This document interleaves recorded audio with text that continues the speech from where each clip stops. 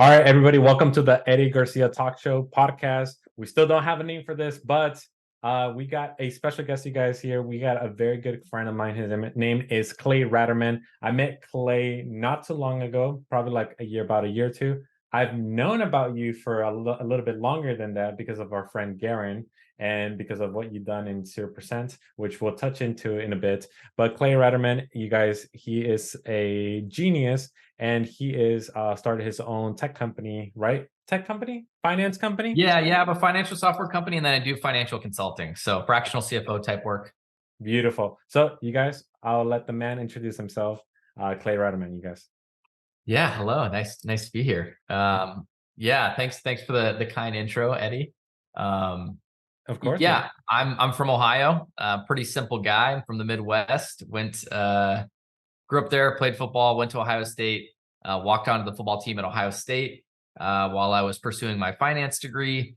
Got my degree in finance, and then basically I was left the options of either try to go the traditional corporate investment banking type route or one of the big four accounting firms, and I just could not do that for the life of me.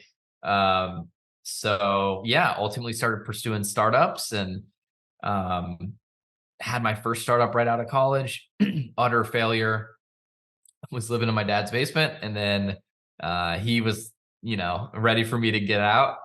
So I had to take a job, and then that kind of really lit the fire under me to continue my startup passion, because I had a corporate job for about a year, and the entire time was just clawing my way to get out of it.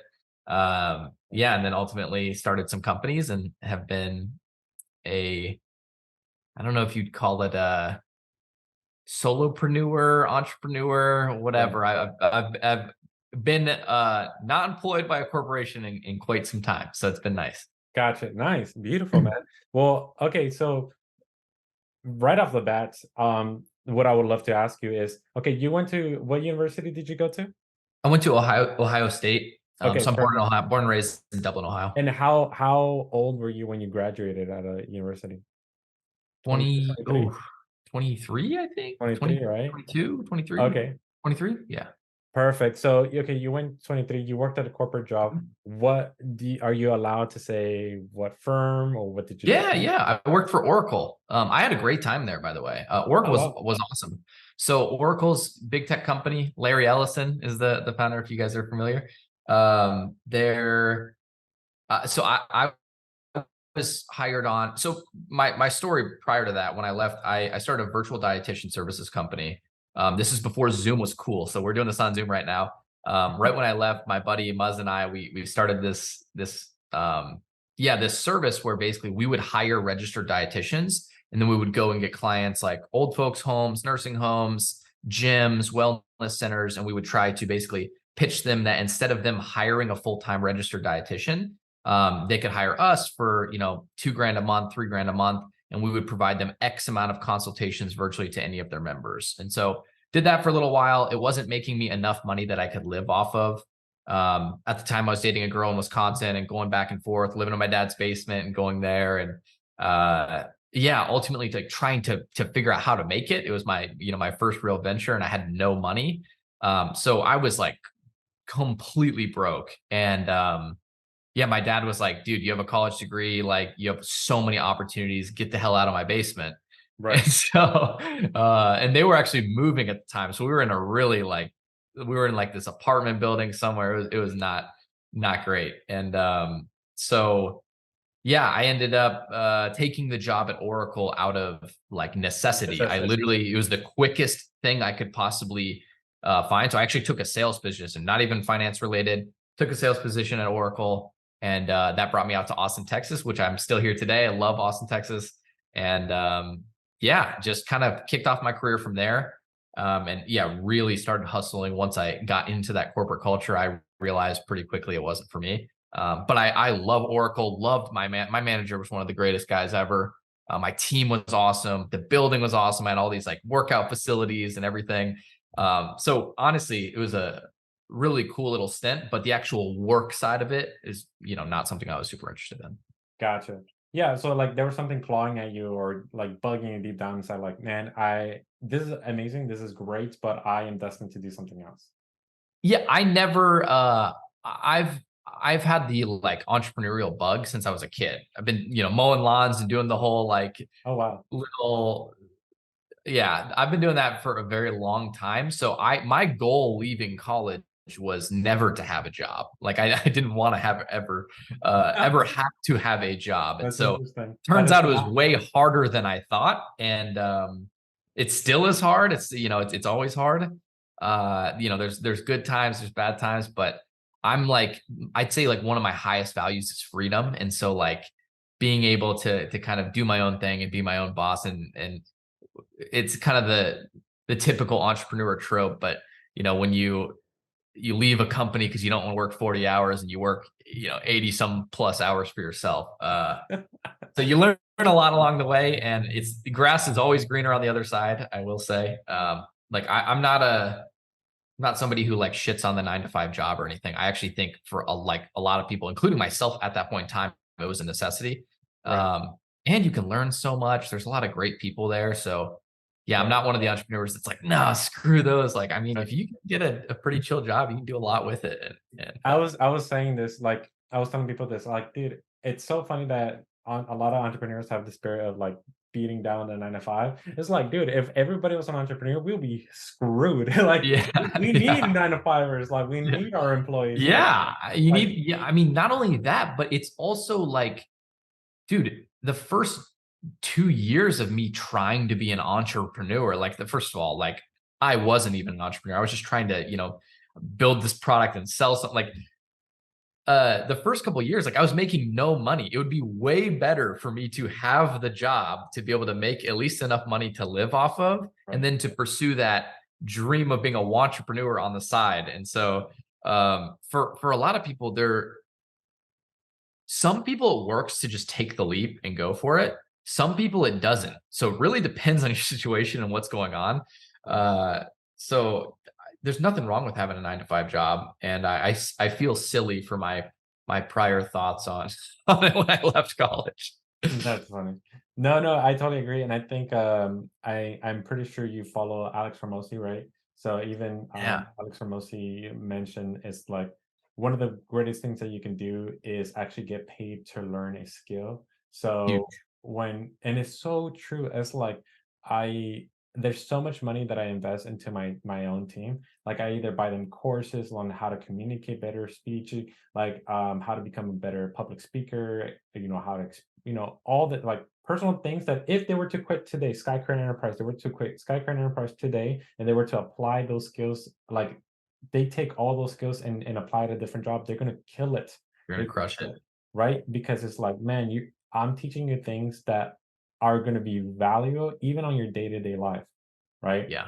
Like for example, every single morning we get on a morning call, and every single day we read a part of a book called 177 Mental Toughness Secrets of the World Class, and it's just like jam-packed information of like this guy who would study like very high performers like Kobe Bryant, Michael Jordan, That's et epic. cetera, right? In different fields on CEOs and stuff, and then he would write down literally. He made a list of 177 things that they will literally like characteristics that they will have, like how they Yeah. will think, like how they will perceive certain things, right? And that way they can start thinking when they have a problem, like how would a world-class leader solve this problem? Yeah.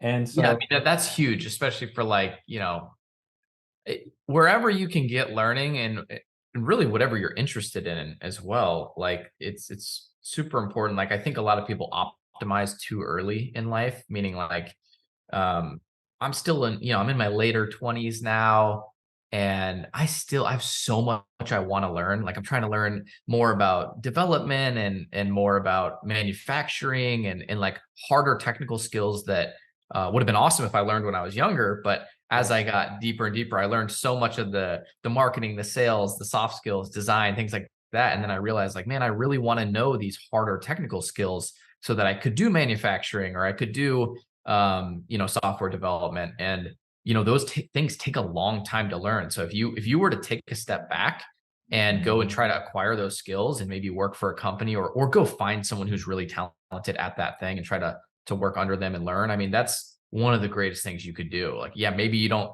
skyrocket into some, startup success right away, but you're building these skills that'll allow you to go way further later on. What people don't realize is, there's a few, but a lot of people don't. What a lot of people don't realize is that the success they see online just didn't happen overnight. And I was literally on a podcast yesterday with a real estate agent or investor here in San Diego, and we were talking about how from the moment that you showed up on social media for the first time to all the way where you are now, they think that was like a 1 or 2 year journey, but they don't realize all the fuck ups you had for the last 10 years that get you to the point to start doing social media. And then for you to like all of a sudden pop out, like people believe like, oh my God, this guy came out of nowhere. No, like he was there grinding it out for the last 10 years. And I actually wanted to ask you this because you mentioned it earlier. You said that you were living in your parents' basement. You had your first entrepreneurship. Like, is that the one that you were telling me about, or you mentioned about the going to gyms and offering the healthcare stuff? Yeah, yeah. I mean, that first one was, I mean, look, I didn't know how to build a product at all. So the only thing I could do was offer some other dietitians services. I literally didn't have any idea of what I could sell. What made you say this? I found the thing. Like, there must have been a point where in young man's Clay Ratterman's brain, it went like, "You guys stop No. drinking. I got the plan. Like, this is gonna No, be no, the no. biggest thing." It actually didn't happen quite like that. I have had those moments as well. Those were a little bit earlier on.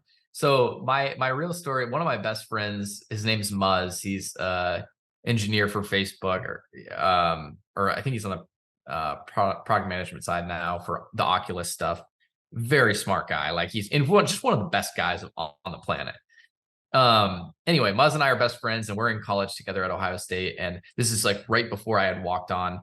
I had two paths in front of me. I was like, athlete, or I'm gonna like try to start a startup in some capacity. And I thought my athletic side was possibly done because I wasn't playing when I was a freshman. Like, I went to Ohio State, I barely got accepted. I got accepted off the wait list and off I was deferred and then waitlisted and then accepted and then denied for my major, and went through the gambit there. And so I was struggling. I was like trying to figure out, I was partying and I was trying to figure out like, what am I doing? Like, what do I want to do with my life? And it was one of those two paths. I was really interested in business, but prior to that, my whole life was about athletics.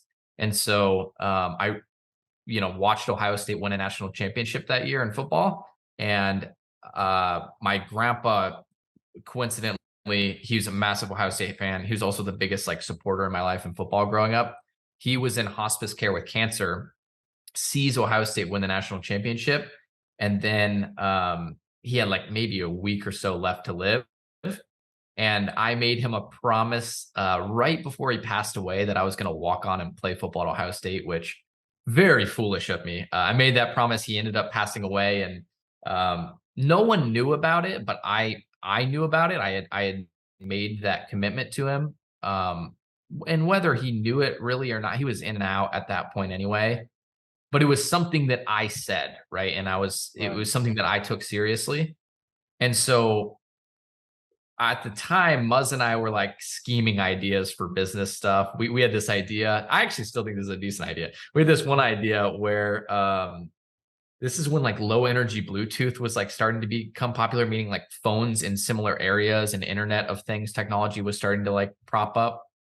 And we were going to try to create an app that was like almost like the inverse of social media nowadays, where it's like or social media now is like you're on your phone, you're totally separated from people.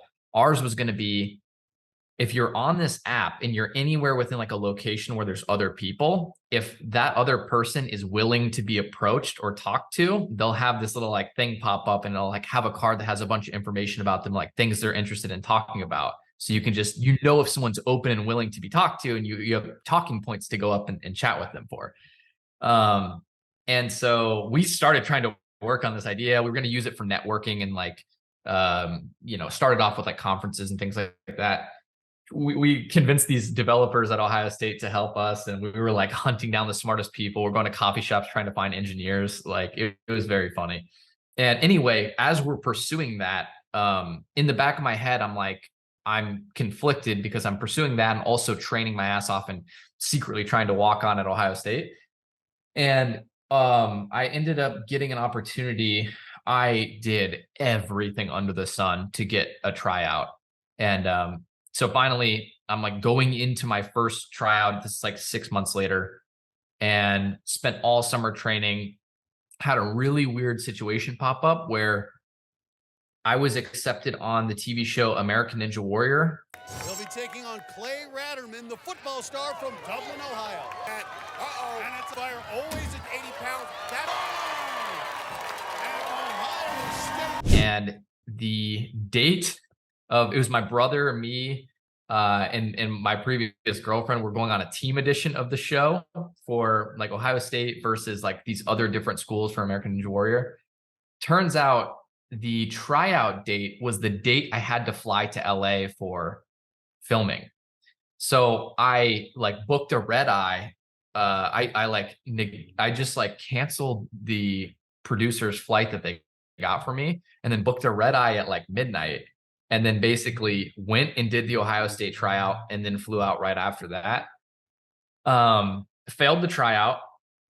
Ninja Warrior, we did okay, but also, we didn't win the show. So we failed that basically too. And so I came home. The tryout, by the way, I did the best I've ever possibly done at any, my 40-yard dash was as fast as it's ever been. Shuttle was as good as it's ever been. So like if there was a time to make it, it would have been that moment. So did those two things. And when I came home, I was just like defeated because, two like things I've been working for years, just major L's.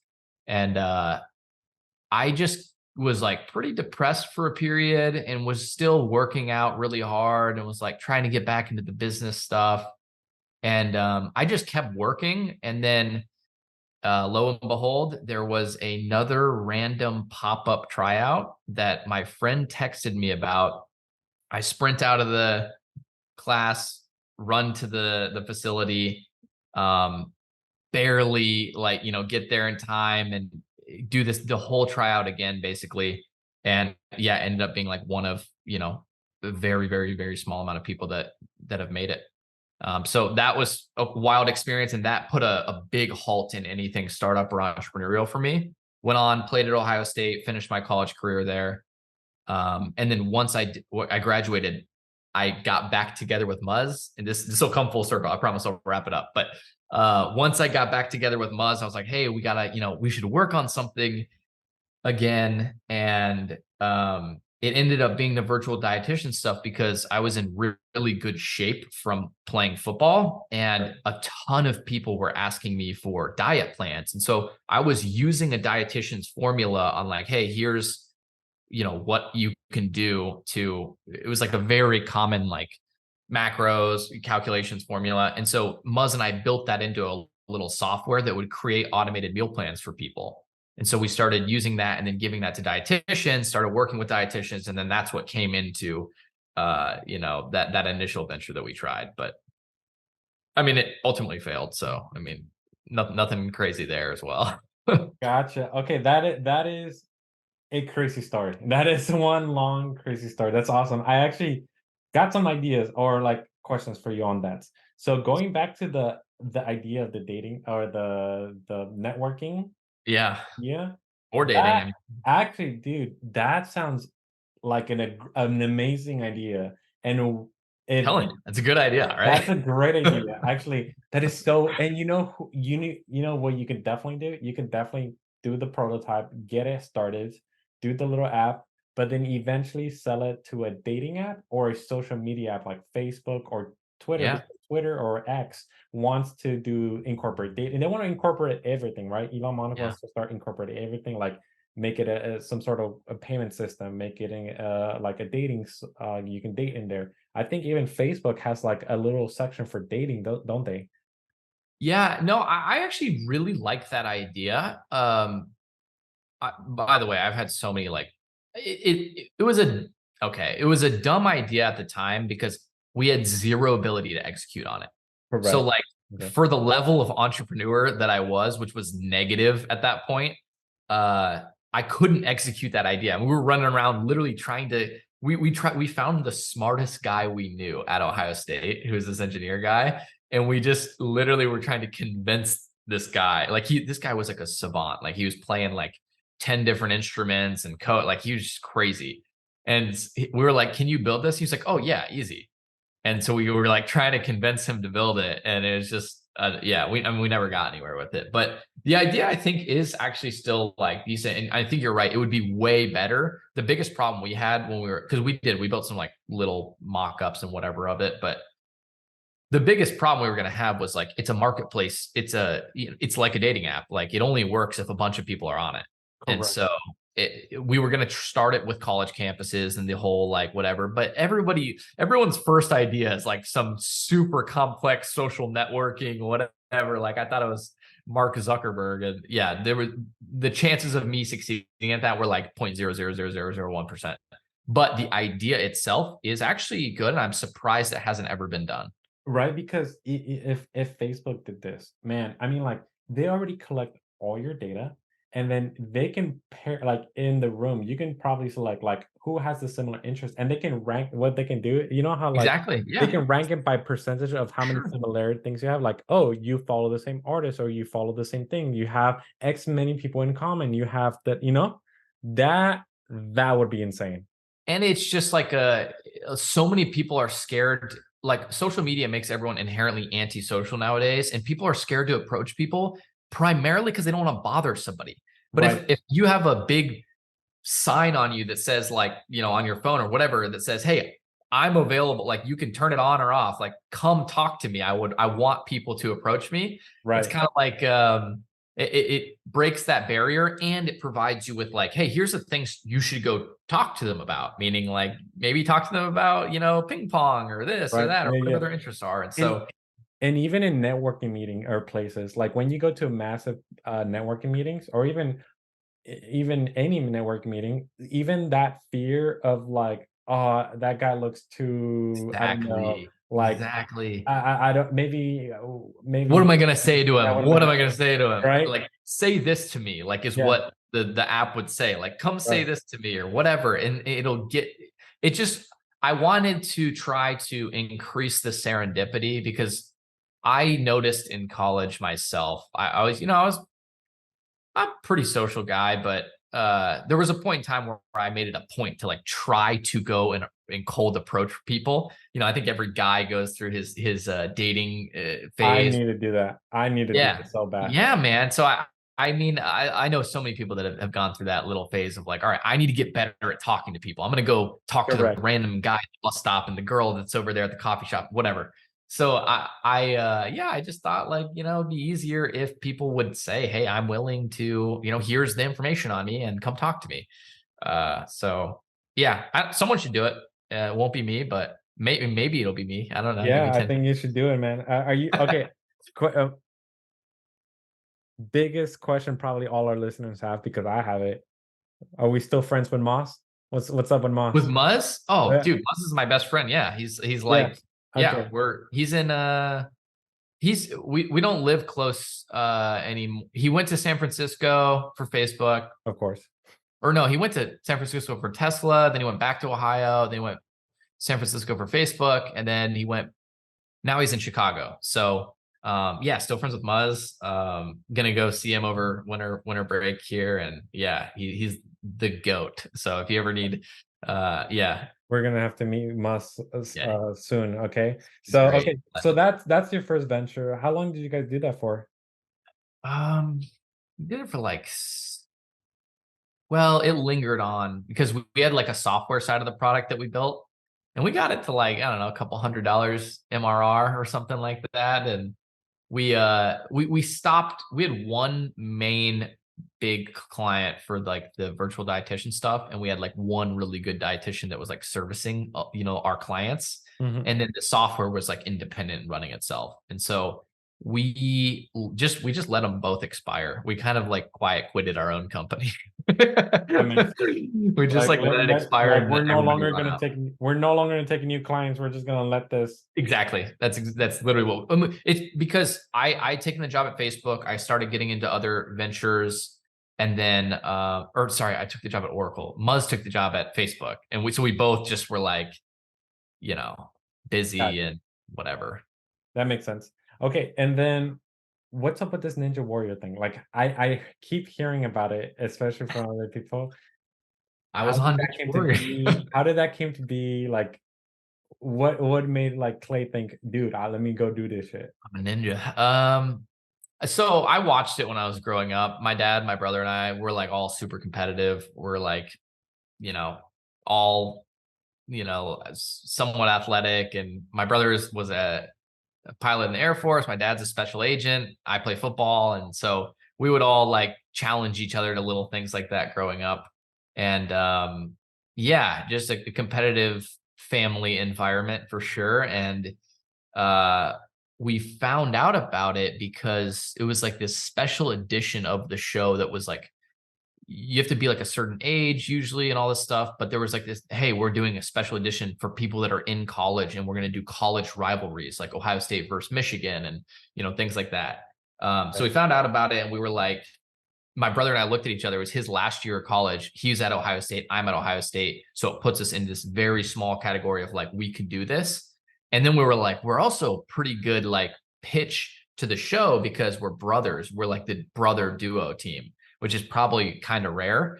And so yeah, we just made our pitch video. The producers got in contact with us, and then we went out and did it. And then yeah, we beat Michigan. We lost to somebody else in one of the races. I forget who, Maryland maybe or something like that. So we did okay. Like we hit some buzzers. We did good. And then ultimately, the team that won that show was Wisconsin, and the girl from Wisconsin was this three-time Big Ten champ pole vaulter, really talented. And so her name's Taylor. Taylor and I started dating, and so Taylor was my girlfriend for a few years right out of college, and the producers found out that we were dating and that we met in Hollywood on the show. And so they kept bringing us, they're trying to bring us back on for the love story of that. So I went on after that as well. Taylor, I think, is still on. She's really good. I fell like relatively early on the yeah, I fell early on the whatever the last time that I went on was. They called me kind of out of the blue, and like I was like, it was like a week before filming, and I was like, yeah, like let's do it. So, yeah. But no, No, it's like American Ninja Warrior is awesome. The show's great. There's super fun to film for.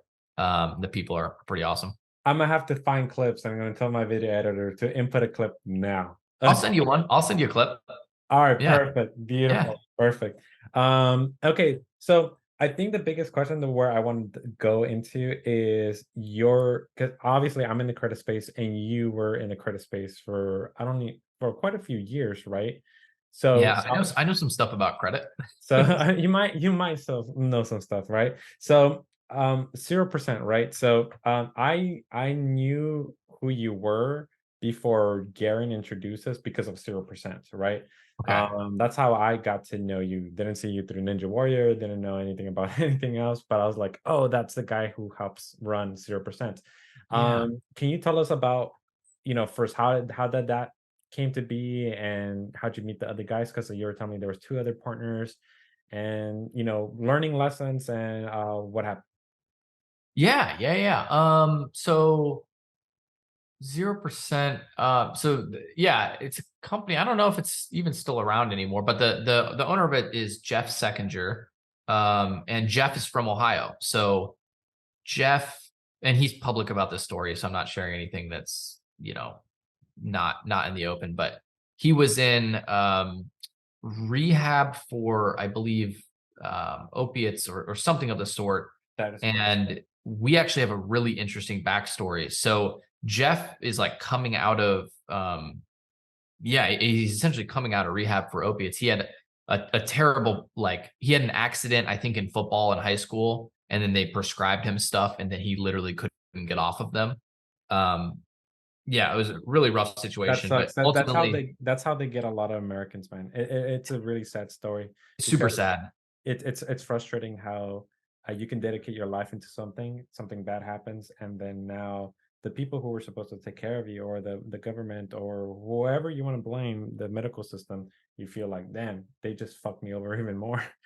Yeah, and you know, I don't know the full extent of it, but him and I were personal friends when he came out of that, actually, because we both dated a girl a long time before that. It was the same girl, and she ended up passing away in a car accident. And the way I met Jeff was I was, you know, right out of college, and you know, we live in the same hometown, and I ran into one of her best friends at like our local middle school. I was like on a walk or something. I was just catching up with her, and she was like, "Oh, like, what are you into?" And I was like, you know, I'm fake entrepreneur, like trying, you know, I was like trying to literally figure out how to make any type of money. I'm completely broke. And she goes, "You know what? You should meet this guy, Jeff, because I think he's in the same boat." He's coming, he was working at uh a bank, I think Chase or something like that, some bank. And yeah, we just started hanging out as friends. And, you know, we're both in the early hustle days. Right? How old Um, were I, you here? Like, there was this right after this was he's after older. the He's older than me. I'm 20. I was at this point, maybe 22, 23, I'd say. It was right after college, like the summer of college. so is this even before you decided to do your first business venture and everything? I was in the middle. I was in the beginning phases of that. So that's what I was working on when Jeff, like me and Jeff would hang out and we would Yeah. shoot YouTube videos, and we would brainstorm ideas. We just worked out together every day, and we would like film TikToks, and like what we were just trying to figure out what to do. It was Musically back then. We were like literally just like we were both just hustling, man. We are just like, yeah, let's just be whatever this path is, let's figure out where it takes us. Right. And it was fun, man. And yeah, I mean, we started making progress. We were both doing anything we could to make money. So like we were selling websites to people, and we were, you know, doing whatever we could possibly You do. guys were hustlers. Hustling. Yeah. And at that time, yeah, I was going back and forth to Wisconsin, and yeah, essentially Jeff and I just became good friends. And Jeff started working. He was always like really good about investing in himself. Whatever, for whatever reason, he always just like he had every course and would always be doing whatever. And I was the same way, but I did it in like a weirder way. Like I would reach out to these people. So like there was one time where I'm like kind of one of my things is I send really good like personal videos and handwritten letters and stuff to people. As you can see, these two are going out here soon. Some custom coffee mugs, things. I do weird stuff like that. So I sent this like incredibly this just personalized video to this guy named Jesse Itzler, who's like billionaire. His wife's a billionaire. He's a, you know, he's had a bunch of big exits. He was like my number one entrepreneur that I looked up to. So I sent him this personal video, and he responds back. And I was pitching him that I should be allowed to come and live with him at his house. That was my pitch. I don't want to go into all the details of why I thought that would work, but it almost did work. He responded back and basically said like, yes, possibly, but when I get back from vacation after summer. And he hit me up out of the blue and said like, come to my event tomorrow in Atlanta at this date. I didn't have a car at the time. My Jeep had blown up because I was driving it back and forth to Wisconsin. So we took Jeff's car, and Jeff and I drove like 12 hours overnight. Literally like from we got the message at like 8 p.m. The meeting or the event in Atlanta started the next day at 9 a.m. So we just drove straight through the whole night to get there. We met with Jesse Itzler, and we were trying to figure out what to pitch him, like what can we do to work with him somehow. And we just had nothing good. Like, you know, we were just idiots, and not idiots. We were on the right track. We were definitely doing the right stuff. But we didn't have there was no value, right? Like when you go to talk to somebody who's like has everything, like the last thing he wants is someone who's going to burden his time and doesn't have anything, you know, interesting to offer. So it's like the whole thing Hermosi talks about and all these people say. I learned this lesson very early, where it's like, you're a burden to these people when you're like, I'll do anything you want. I can help you with, you know,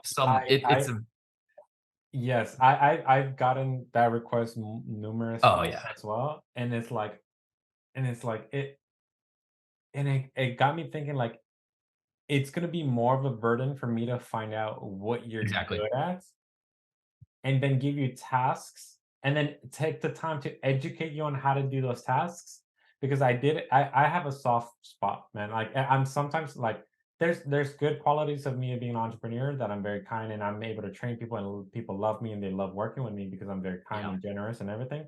But at the same time, it's like, man, it's hard for me to fire people because I love them too much. I care about them too much, even though like they got to go they're find not something else. performing, or yeah, Right, because even I've had, multiple employees, and then even one with one right now, it's like I have to go and find tasks for them to do, and then I have to then do an entire Loom video on how to do that task, and by the time I finish doing everything, as I might as well just done the fucking task myself.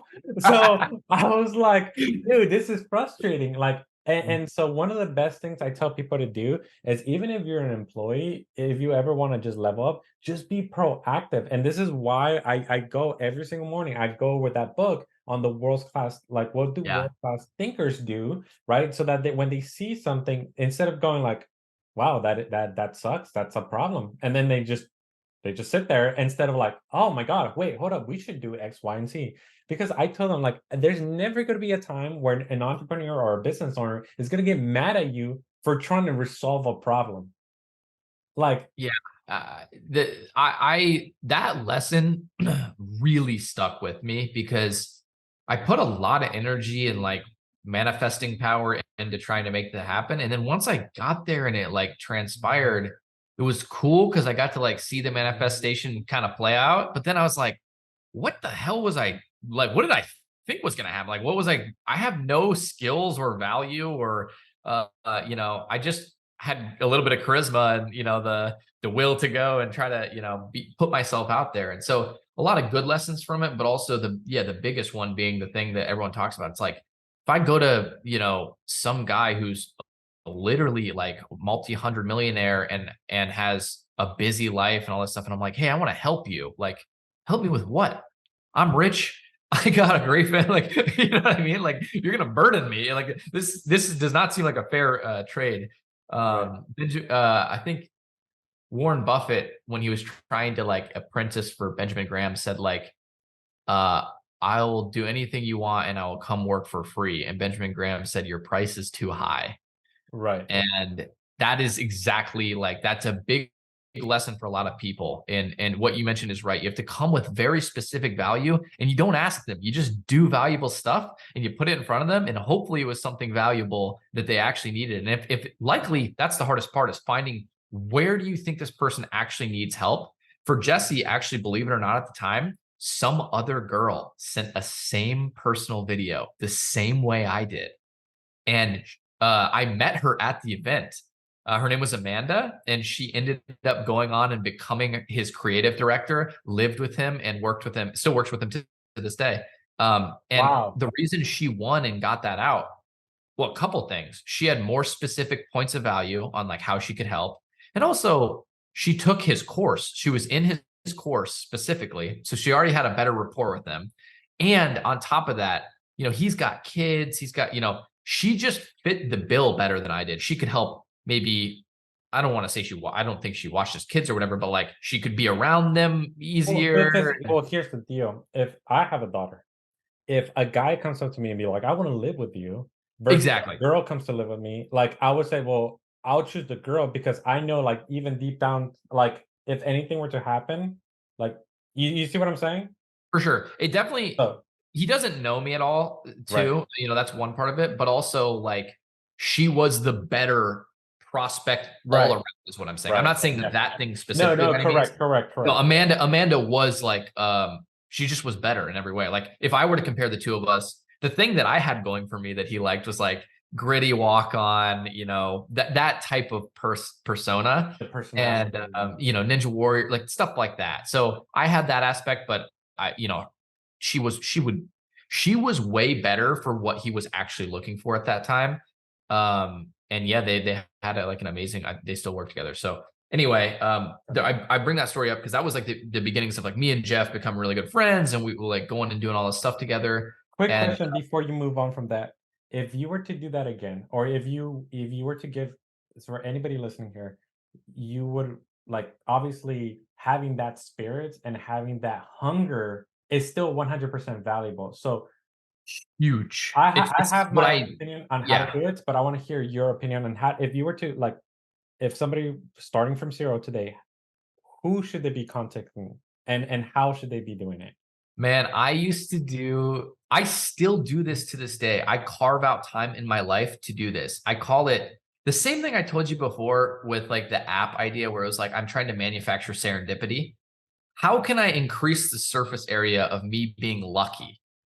A lot of shit in life is just getting lucky. Yeah. Like you Opportunity. gotta get pretty like, and a lot of it's cause and effect. Obviously, I'd say 99% of it, but you can also put yourselves in position. There's different types of luck, and you can put yourself in position to get lucky. And so, um, and when I say lucky, I mean like, okay, I don't want to go do this corporate job where I have to climb the ladder and do all this. What if I just go and find this perfect, Jesse had not only the entrepreneurial thing that I like, but he was great with his family. He was a runner. He did all this other stuff that I really admired. And I was like, if I can get closer to being around the person that I'm trying to emulate my life model based off of, that'll likely probably be something good for me. And so I try to make those things happen in my life by sending personal videos and like I'm going way above and beyond what everybody else is willing to do in terms of the outreach or to get in touch with these people.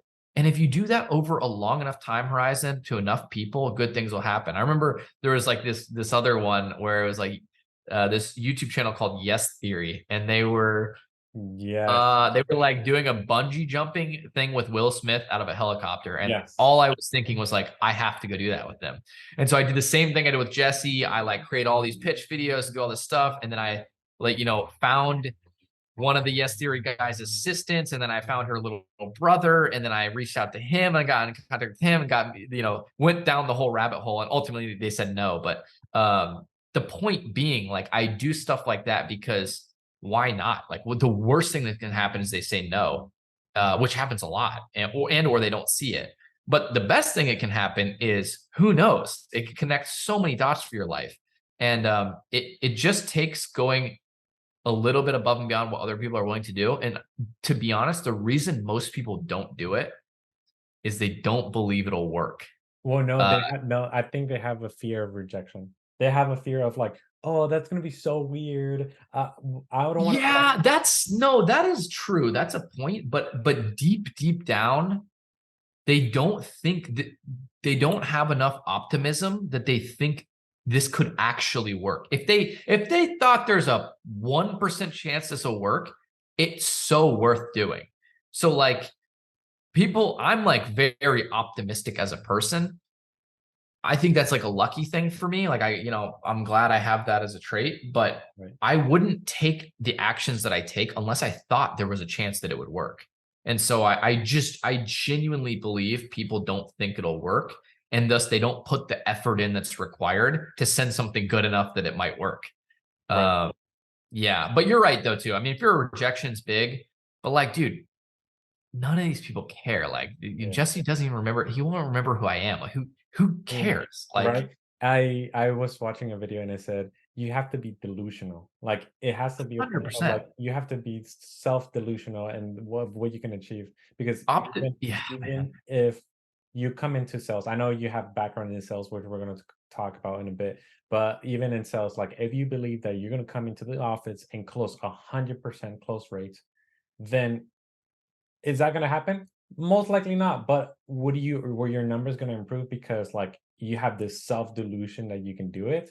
Like, yeah, you're gonna keep improving every single day at a much faster rate than if you were like, "Eh, I'm gonna close some, I'm not gonna close some," right?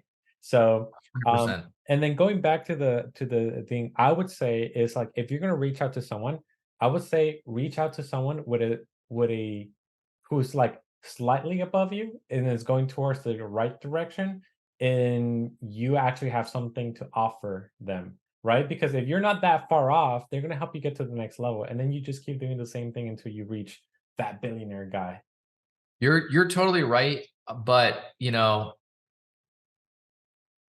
it's got to be exciting enough for you to get off your ass. The vision's got to be exciting enough. Like Jesse Itzler, the potential in my head that I built up of like, what if this works? And then it almost did work. And it did work in some ways. It did work. I mean, to be honest, the only thing I wanted from him the whole time was I wanted to learn from him. And guess what? He posts all his content for free. I can learn from him. And I've read all his books. I watched all his stories, and I joined his groups, and I learned from him. So, I got what I needed to get, from that lesson in my life. But yeah, the optimism thing, man, I really harp on that because optimism is just like, it's like, kind of sounds like fluffy or corny or whatever, but it really is the winning mindset. Because between the optimism and pessimism, being delusional has bad sides to it too. Like you can't you can't always be delusional, but there's times to use delusion to your advantage, like you just mentioned. Right. But with the optimism thing, if you take optimism versus pessimism, like optimism, I just mean like having a little bit of hope that it works out. If you have no hope, you're going to stop doing the activities that might give you the chance to make something good happen. If you just have a little bit of hope, it's enough to get you over the edge through some hard times to continue doing something. Like the biggest lesson I have of these things is from running. I run a lot now, like ultra marathon type running. And like when you're at like mile 70 or you're at mile, 58 or something of a long run, you're the only, like, if you don't have any hope left, you're gonna stop. But if you have a little bit of hope that things might turn around for you, you think you can still make the cutoff time, it gives you just enough to keep going. So I don't say have optimism as like you should have this and we're all happy-go-lucky people. I say it because it just literally is the better of the two choices that are on the table. Correct. Awesome. So you're doing all these things. You're having fun with Jeff. He's a good friend of yours. You're trying to be this entrepreneur, doing a million things. When does the whole 0% thing start? So it's Jeff's company. Jeff basically he started a company in the credit space similar to you, where he was like, man, so many people don't know anything about credit. I'm going to start teaching people about credit. And this was when like Instagram stories were like popping off. And he's teaching credit through his Instagram. And neither him or I have ever seen anything work yet. Like we sold websites or whatever, but nothing really has like worked for us yet. And he's like on his Instagram stuff, and he's like, he's been taking classes from a couple different or courses from a few different people, Sam Ovens and like Lewis Mocker. I forget the guy's name, but some other ones. And basically was like, I think I'm going to sell a course on like how to, improve your credit, how to travel hack and do stuff like that. And I'm like, really? Like, I don't know if that's going to work. I was like, that's an example of like him being optimistic, me being pessimistic. I just have no idea.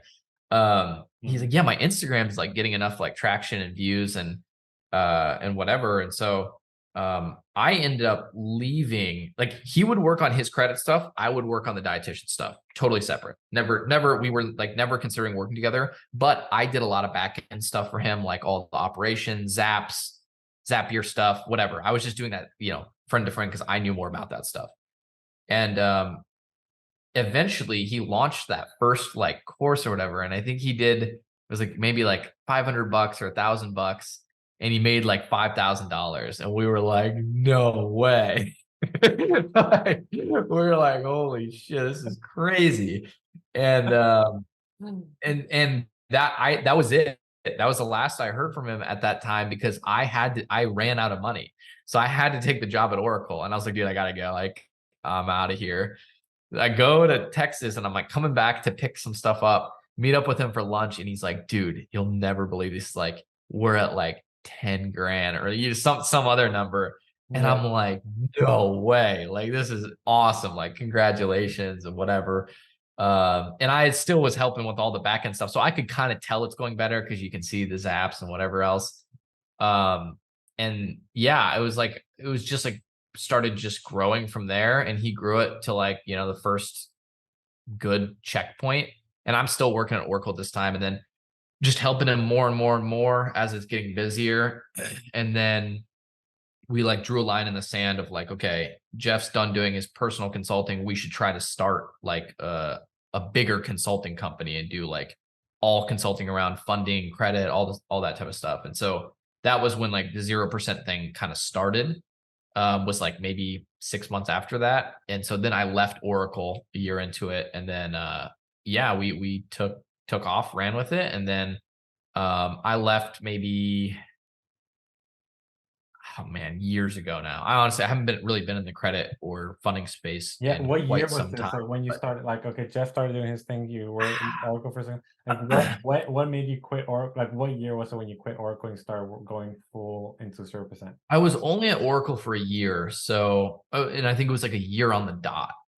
Um, and I had some other stuff, I think, on the side as well. I can't remember exactly. I think Pouch was still running, the dietitian company was still running at that time, just like in the background. Yeah. Yeah. And then, yeah, I mean, like I was working on 0%, like that stuff Mhm. while I was working at Oracle. So I officially quit Oracle when it was like, really taking off, if that makes sense. So I did the thing where, I have a job and I had Right. the stuff I'm working on the side. So I'm a proponent of that because I know it works and it allows you to have stability. There is a time when it makes sense to leave and go all in, and we were at that time. Right. And yeah, we grew it really, really fast once we were all on board. Yeah, so you guys you started 0%. And what was your role in that company? So you said, you talk about back end stuff, SAPs and everything. So what was your official role? What was your Yeah, official role basically? Jeff was always like product and marketing, and I was always operations and sales. Okay. So I was we hired like a sales agency at first to just take the calls for us, Mhm. and I would like help kind of oversee the processes for that. And then I was doing like all the back end operations, like all the glue that was making things work together.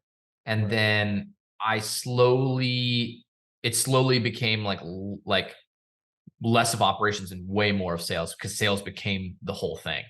Sales was, we were just running a big sales agent or organization. So Right. sales became a lot of it. Yeah, that's when I really learned a lot about sales. And I learned a lot about sales from Oracle. I was doing, that type of stuff there, sales Okay. outreach, That's what I but was in gonna terms of leading ask. a team, managing a team, building a team, the metric, doing all the stuff related to that. That's where I learned a lot of that.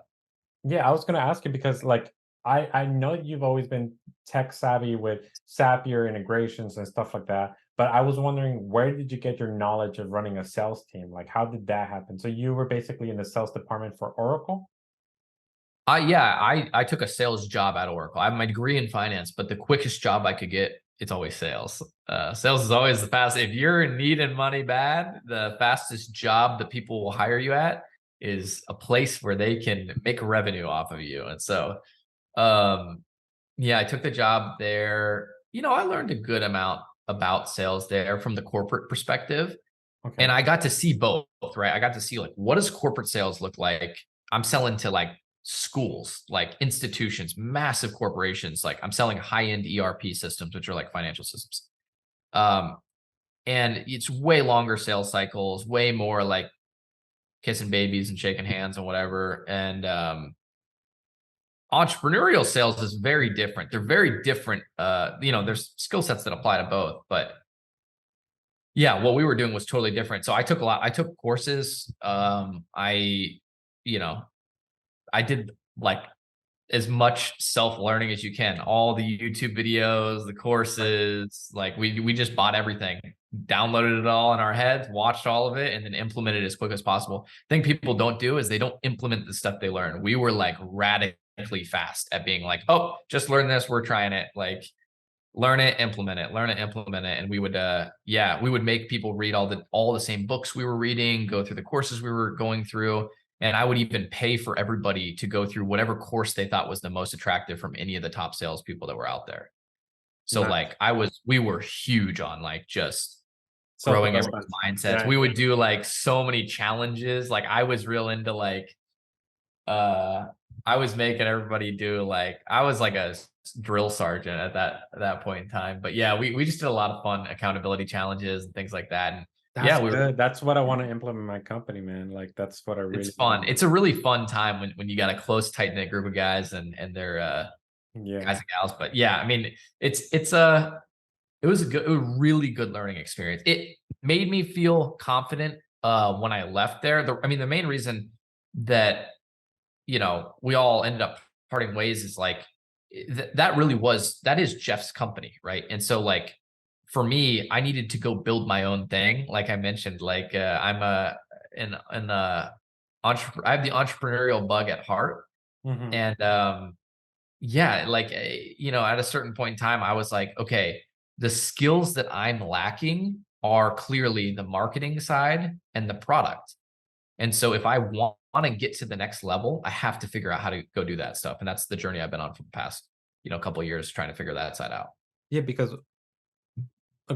you started, what year was it that you joined 0% and you were there for how long? It's really hard to say. It's not like a normal job, right? Like Jeff and I were friends and we were hanging out and helping with whatever, but that wasn't even the company 0%, but it was because it was it was the backbone of it. Jeff's company, or whatever. So like the day we called it 0% is a different day than when when we were friends working on whatever. Yeah, because I'm trying to piece it together, because again, I knew about you because of 0%. And I remember like years ago when the ads were running, and I'm trying to even remember. Yeah, I think maybe like 2018, 19, 20. That's what I'm thinking, right? 20. So that's Yeah, why I was like, I know you guys were on there. It was a while ago, but you guys were like there, like the top of Instagram for a long we had a big event. We had a few events. When Jeff and Ravi and Max and some other friends lived in San Diego, we would go down there a lot. We had an event in San Diego that was really, really fun. And we were like, man, we got to do more events. And that was like really like kicked everything off for us. And then we had a big event, I think in 2020. And that was probably the peak of it for like when all the whole, team and stuff. Actually, not the peak of it. I think they're still doing great. I don't know exactly what they do now, but they might have rebranded or they're doing something totally different. I honestly have no idea. I haven't kept up with it closely. Yeah, when did you leave? Still friends with those guys, but yeah, they're just good friends. I left in 2020, I think, or during the pandemic. No, maybe it was 6 months-ish after that. So maybe the beginning of that next year. Dang, 2020 was the pandemic. That's crazy. How has it been?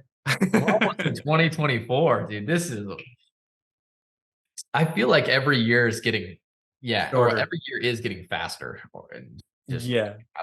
No, I feel it. Okay, cool. So yeah, that's basically where I met you. I knew about you guys. You guys were crushing it. You guys were doing a lot of credit per clients. You guys were doing a lot of business funding, which was I mean, like you guys were the guys I was looking up to. I was like, okay, what are they doing basically, right?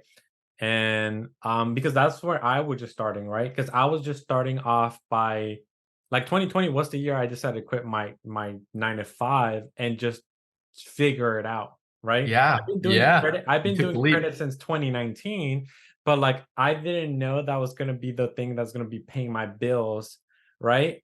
So crazy. Today, right? So that's why I was telling people like Sky Credit Enterprise started in 2021.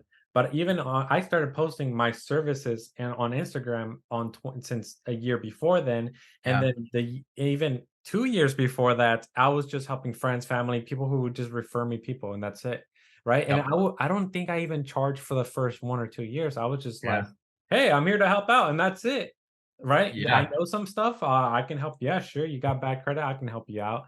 And so it got to the point, like that's what I'm saying. Like a lot of people don't realize the amount of work that you put in into a company years before. And that's why you're like, it was just always Jeff's company. Like we don't even know when it came to 0%. So it's like, well, same thing here. Like I always did credit for years. It just like Yeah. 2021, May of 2021 was the day like, okay, I got incorporated, got the LLC brand, boom. Yeah. I know that stuff, yeah, for my own companies, yeah. But yeah, I mean, for his, like, I mean, it's Jeff's. It is Jeff's, and like, or I don't know if I don't know. I think they have other entities or whatever.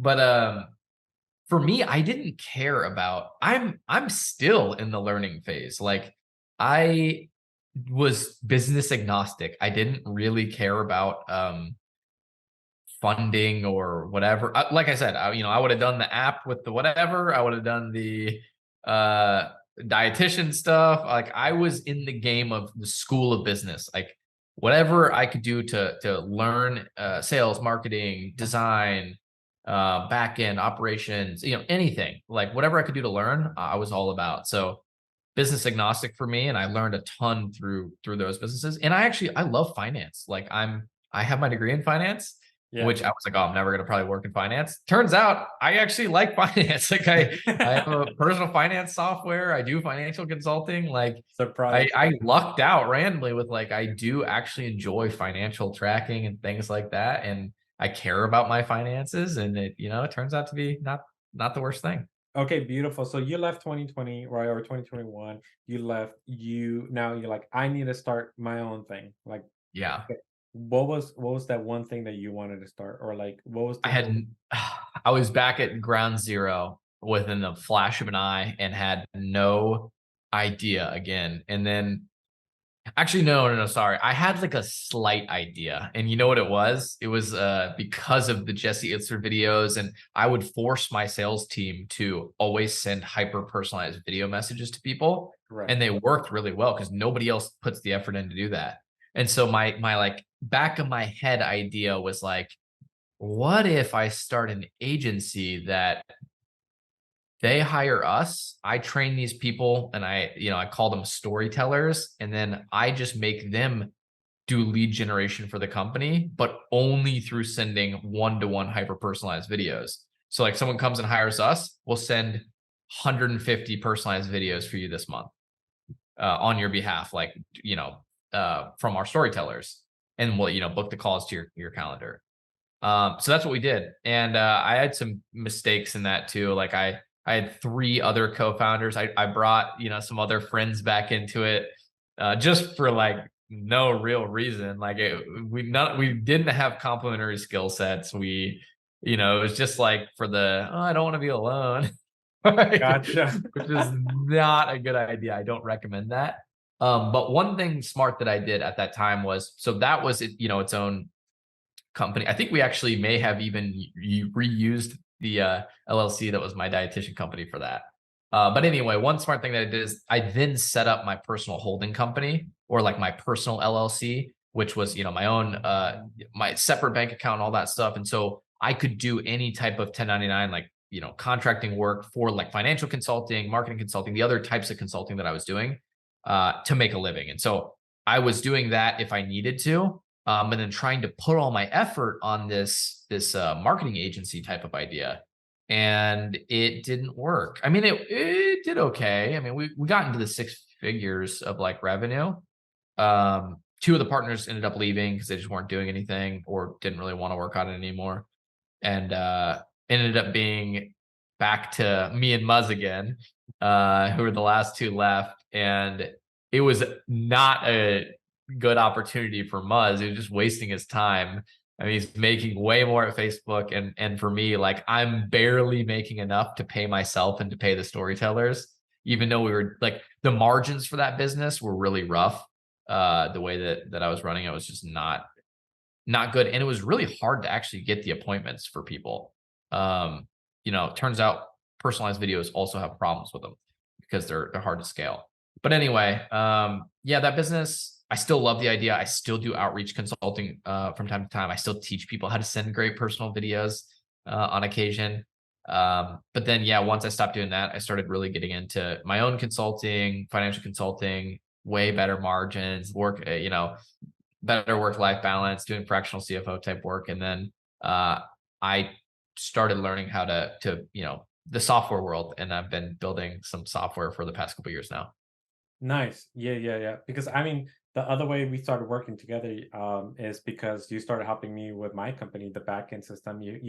Yeah, system I knew consulting. Notion beforehand, but I never knew how powerful Notion was until you I showed me. love Notion, And man. then as soon as you showed me and I paid you to set it up for me, I went down the rabbit hole of Notion and So I good. literally the next call we get, I changed everything, Clay. I know, man. Dude, I love Notion though, right? Like it's It's amazing. lets you configure your systems to your mind, how you like to work and how you see things. And I think that's powerful. And that's part of why I'm building the financial software that I work on nowadays.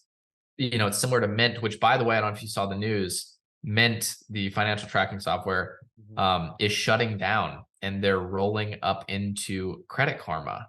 So So interesting for you as well. You're in the credit space, but is isn't it that got bought out by Credit no, Karma? no, no, no, no.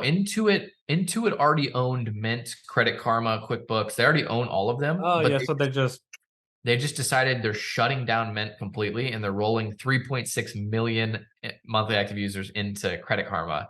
So people are all up in arms about it, and it's great for us because we're a very similar type software to Mint. right, Um, but wouldn't it be beneficial? Okay, is Credit Karma now gonna have the same Not the same. No, things that Mint offered, or they're like, no, we're they just removed the budgeting stuff. They removed like categories, transactional level, like yeah, they removed like a big important part of it. well, So because here's the thing. I one day, like I was talking to Garen years ago, I was like, there should be one day where we need to have the Credit Karma for everything, where you can check your credit scores, you can track everything, you can everything that you're already that your what you're doing is already a component of what we were thinking about years ago. And because there should be also like, oh, okay, you based on your credit, you need this, or based on whatever. Oh, here is our approved like credit repair mhm. companies, auto lenders, mortgage lenders, blah blah blah, right? And then it can also be tied into like a course and a community. So like we were just thinking of making this one big massive company of just everything about finance, everything you can possibly think about finance in there. Yeah. I think that would be awesome. Very hard to do Oh, a that's serious. That's gonna. course course and like a media company mixed with a tech company is really difficult. So what we've tried to do, like we're Finna, like the financial software that I work on, it's purely tech play. Like we're in it to build technology, and we're trying to build a financial operating system similar to what you're talking about. But man, does it take a long time. It's very difficult. We're a bootstrap team of three. We haven't taken VC funding. We're early stage. We're about a year into development on this particular project, and I had about a year into a previous financial project before that. So yeah, Um, you wanna bring that up now. So like you left 0%, you started you're trying to do your own thing. Can you explain what you're working on currently, which is that thing, and what does it does and where you're at with it? yeah, no, I mean, at this point in my entrepreneurial journey, I try to survive basically, meaning like I think that we're all in survival mode, man. I try to always survive. That's the goal number one. And then goal number two is I try to build for the very, very long term. So a lot of the stuff I was doing in the past was in the learning phase, and I'm still in the learning phase, meaning like I still do stuff to learn. Like I love taking on new clients to learn about their business and to learn stuff and to work with people I want to work with. So I'm very much still in that stage. But the long term, like equity building part of my career, I think I've just started to scratch the surface with my software company. It is growing. And we are bootstrapped and we're hustling away. There's three of us, and it's awesome. It's a financial. It's similar to Mint for people that know what Mint is. It's a financial tracking software. You can do budgeting, categories. You can the difference between ours and a lot of these other softwares that are out there is Most financial apps are very cookie cutter in their approach, meaning, they connect to your bank account and then they just show you some static like cookie cutter dashboard or information. Ours is more built for like the power user. So people that like Notion would probably like ours. Yes. And we have a Notion style pages inside of it because we believe that personal finances or any finance is personal, meaning the insights that you care about, the metrics that you want to track are usually unique to you. And you might have a very interesting setup. Like Eddie, you probably have 1,000 goddamn credit cards. And so your situation is going to be very different from the person who has a 9 to 5 that has one checking account. And so the things you care about tracking are different. And we just felt like the tools that were on the market are too cookie cutter, and that we wanted to create a solution that has these customizable dashboards and the ability to do like in-depth reporting. What comes with that is a lot of work and a lot of really difficult technical systems to build to make sure that you can auto categorize things, that rules work properly, that you can connect any data source that you need and clean the data. But yeah, we're excited. Like the concept of like apps being too cookie cutter and spreadsheets being too manual. We're trying to live kind of right in the middle, where it's like you can connect your data and automate a lot of stuff, but also you can still get as nerdy and custom as you need to get with your reporting. That is 100% true, because since I have a lot of personal bank accounts, personal credit cards, personal business bank accounts, So much, man. I need to be able to categorize that and see that all in a spreadsheet, right? And it's like, man, I need that so bad. It's like I need to see everything in a spreadsheet, how much money coming in, money coming out, et cetera, et cetera. And this is why even I was telling you, man, like what am I missing here? Remember, we were talking about KPIs. I need a CRM, something that can show me all the KPIs of the business. I just log in, refresh it. As soon as I log in, boom, I need to know what the hell's going on. Dude, that's every entrepreneur's dream, and it is goddamn hard to get to that. Like, Right? you know what it is? So I learned this. I was like pretty, as technical as I am with my Zapier integration and whatever else, compared to like the developers that I work with, Sean and Zhao, that are, Microsoft, Facebook, Google, Pinterest, they've run the whole gambit. They're incredibly like, once you start working with a real technical talent that's like serious, like I've worked with some developers, I'm like, I could probably get by. And these guys are on another planet. They spend 40 years learning this stuff. And they're experts at their craft. Then you start realizing like, oh, those are the people that can set these things up for you and create a dashboard that does that in a way that's unique. And it's actually it's usually hard depending on what the stuff is that you're trying to track. If you don't have someone really technical to help implement all those things and piece all the glue from all these different softwares together, there's apps and there's things like that, but it's a different level when you can start integrating like for us, we do like Post Hog's a good example, or these tools where like you can create event tracking, meaning like every single thing that happens within your app sends an event, and you can track everything down to the metric, and you can see like when people exit this and how long they were here there, and so many different things. So product level analytics is incredibly important. But for your type of company, the biggest thing is the sales funnel and the analytics of touch points along that sales line. So that's a lot easier than the technical stuff, but it's still hard to do. Like you still have to create the systems that are the entry points and exit points for all that. That's I'm gonna need your help with that. I'm definitely gonna need your help with that. Yeah. Because I remember like working at Domino's, again 9 to 5, working at Domino's, big giant corporation, like 5 point something billion dollar corporation. Man, that's the type of level of systems that I want, because that's what I got used to. That's what I was used to for 6 years. Like, dude, dashboard, I can look at every single metric. They kept metrics of the the dumbest things that you could possibly think of, but they had value. Like there was a whole point. Like how long did it take you to pick up the phone? How long were you on the POS system? How long did it take you to take the phone? Yes. How long did it make you take the order in the kitchen? How long did the oven take to make the food? How long did it take you to deliver? Like, dude, all these tiny little metrics are so vital for a business, especially when you're trying to run an oil machine, man. And so, like food cost percentage, like everything, there's an SOP, there's metrics, there's things, and I can take a look at it in real time. And that's what like I'm missing. Like my brain is all about numbers like that, Yeah. and I am like craving that for my business. And it's harder to do because then you don't know how to set it up. Like as someone who's not like, I'm not an idiot when it comes to computers. I'm not done, but it's not like No, it's not I'm even, not yeah.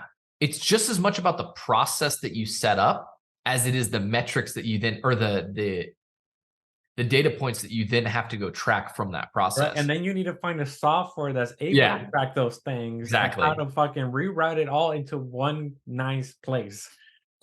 Yeah, it's honestly like it's systems engineering first. Like, what is the process? Then you got to say, okay, now what's the software? Then you got to say, now how do I take the points and glue them together to a dashboard?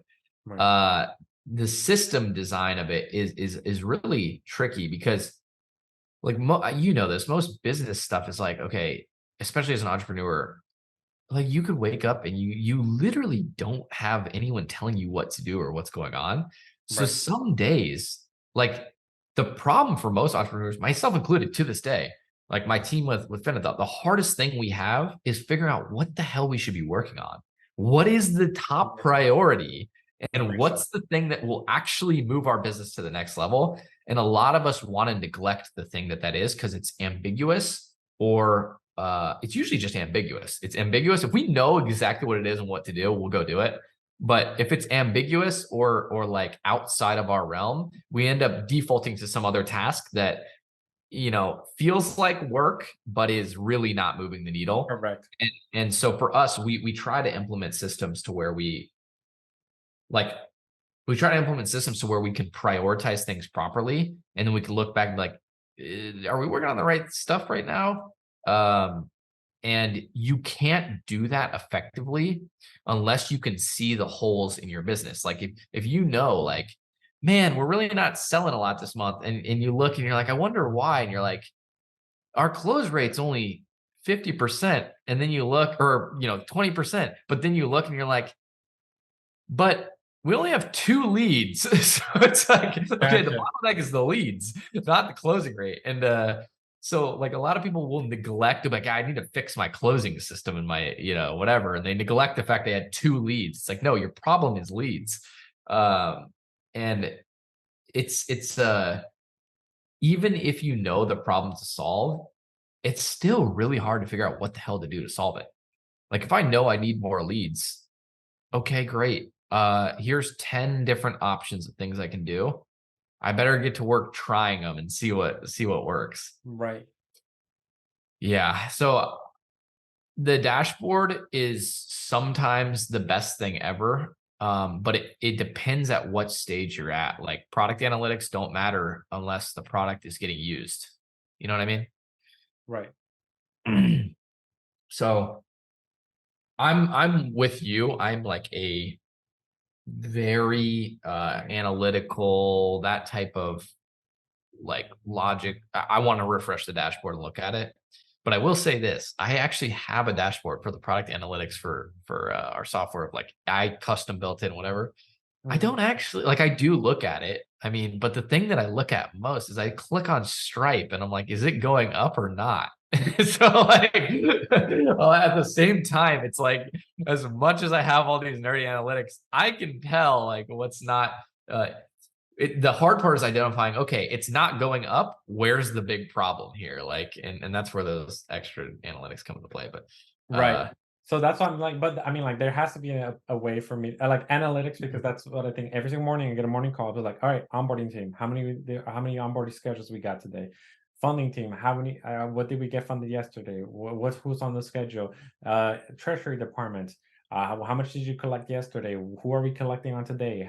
What's our AR log, our AP log, right? So it's like if instead of me having to bug someone and be like, oh, okay, give me 1 second, let me look it up for yesterday, and try to do all the math and Yeah. run the numbers, it's like, oh, refresh the price. Oh, it looks like we have 4 appointments tomorrow. It is for da da da da da da. Oh, we got a funding. Okay, this, and this, and that. Or yesterday we processed X amount of money. We got who, like if there's only I can just look at one thing and just get it You down. know, Beautiful. yeah, I mean that is awesome. One thing that might help with this is doing it manually. I did a ton of the not, it doesn't have to be you specifically, but just saying like, hey, here's the report that we want sent every day at this time for the Right. first 2, 3, 4 weeks. Do it manually every single time.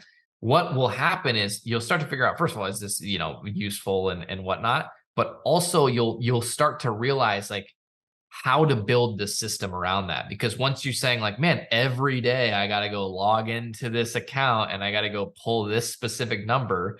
It would be great if I had this on a dashboard. Well, now you can start to actually visualize and build out that dashboard, because like sometimes before you do things manually, you don't know exactly what's needed or if the data is even possible to get. Man, I wish I had a dashboard that showed me all this, but it might not actually be that hard to create a Zap that just Yeah. send it to Slack or to somebody like that. Okay, so yeah, basically, so this is what we do so far. So yeah, I have someone responsible. I have an onboarding director, so they're responsible for telling me. But here's the deal: some days that's their 2 days off, or sometimes they get sick. Sometimes they have something that came up, and now for the onboarding call, I was like, "Do we got any onboarding calls? Who the fuck knows? Are my onboarding directors not here?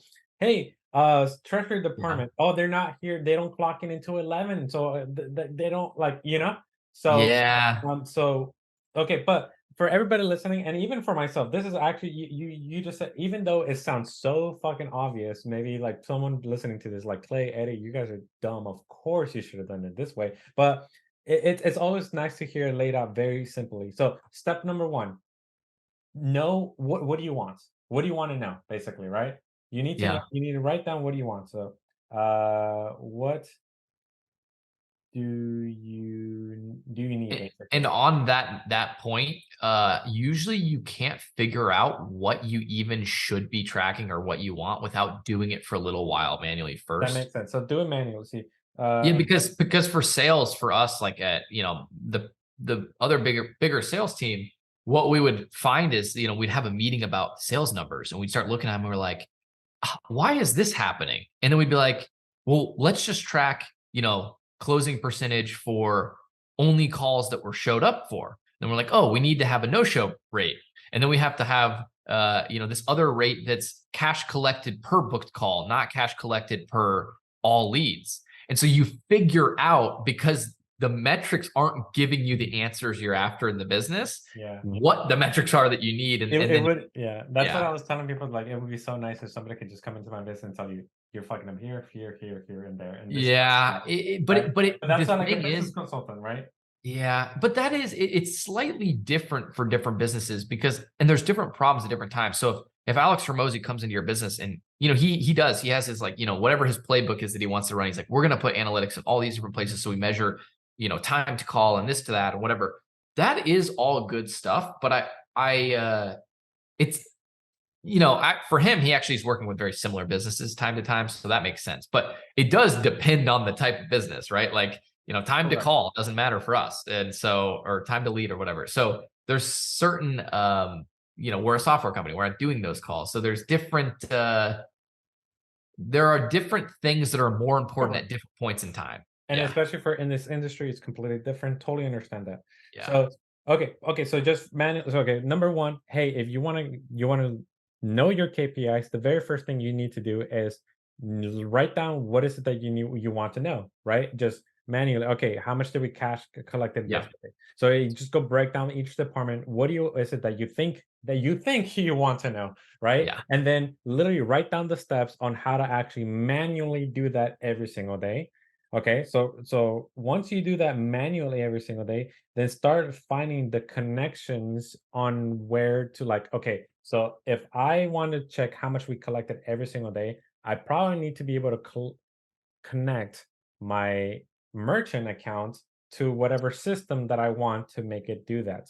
So for Yeah. example, if you were me or you were at someone like and you're using Notion, would you recommend Notion as the system where we create the dashboard, or would you create something more like Go High Level, which they already have dashboards and stuff like that? You know what? It